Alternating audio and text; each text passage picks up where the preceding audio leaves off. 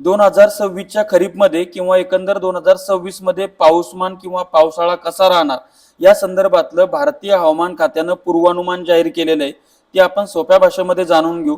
नमस्कार, मी ज्ञानेश्वर खरात पाटील. आतापर्यंत ज्या अपडेट येत होत्या त्या कुठल्या तरी प्रायव्हेट संस्थांच्या माध्यमातून येत होत्या, परंतु हे पहिल्यांदाच आता भारतीय हवामान खात्याचं त्या ठिकाणी अधिकृत अपडेट आलेलं आहे. पहिलं पूर्वानुमान आपण ज्याला म्हणतो, पहिला हवामानाचा अंदाज, पावसाचा अंदाज त्यांनी जाहीर केलेला आहे आणि तो शेतकऱ्यांसाठी खरीप 2026 साठी अतिशय महत्त्वाचा आहे. तर त्याच्यामध्ये सरासरीच्या 8% इतका पाऊस कमी पडणार अशा पद्धतीचं पूर्वानुमान त्यांनी व्यक्त केलेलं आहे. जून ते सप्टेंबर मध्ये 92% इतका पाऊस होईल. त्याच्यामध्ये 4 ते 8% कमी या ठिकाणी दिसते आहे. एल निनोचा प्रभाव 2026च्या खरीपावर किंवा 2026च्या पावसाळ्यावर जाणवणार आहे अशा पद्धतीची सुद्धा एक चिंता भारतीय हवामान खात्याने व्यक्त केलेली आहे.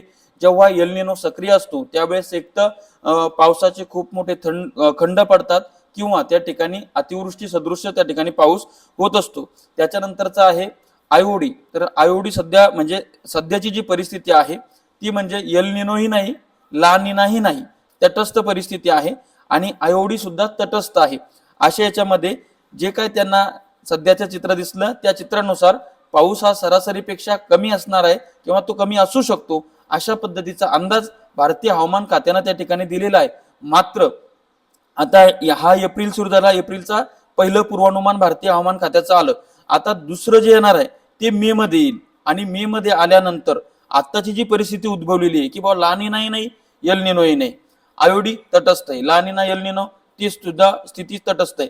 तर याच्यामध्ये नेमके काय बदल होतात, हवामानामध्ये काय बदल होतात, वाऱ्यांची दिशा काय सांगते, दरवर्षी प्रमाणे जो मान्सूनचा प्रवास सुरू होतो तो सुरू झाला का, त्याचे वारे आहेत म्हणजे एकंदर जे बाष्प वाहून आणणारे वारे जे असतात ज्याला आपण मान्सून म्हणतो, जो मान्सून जो वाहत येतो तो ते कमकुवत आहेत की मजबूत आहेत. तर या संदर्भातलं सर्व आपल्याला मे मध्ये त्या ठिकाणी चित्र क्लिअर होईल. आता तुर्तास फक्त त्यांनी एक पूर्वानुमान जे एप्रिल मध्ये असतं ते दिलेलं आहे आणि त्याच्यामध्ये सरासरीच्या 8% इतका कमी पाऊस असेल अशा पद्धतीची चिंता व्यक्त केलेली आहे. त्याच्यामध्ये शेतकऱ्यांकडे सुविधा असतील तर जास्तीत जास्त ठिबकवर किंवा इरिगेशनवर शेती करण्याची त्यांनी प्रयत्न करावा.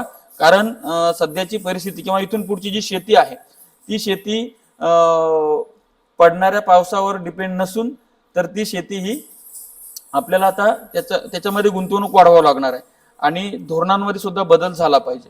अशा पद्धतीची अपडेट होती. धन्यवाद.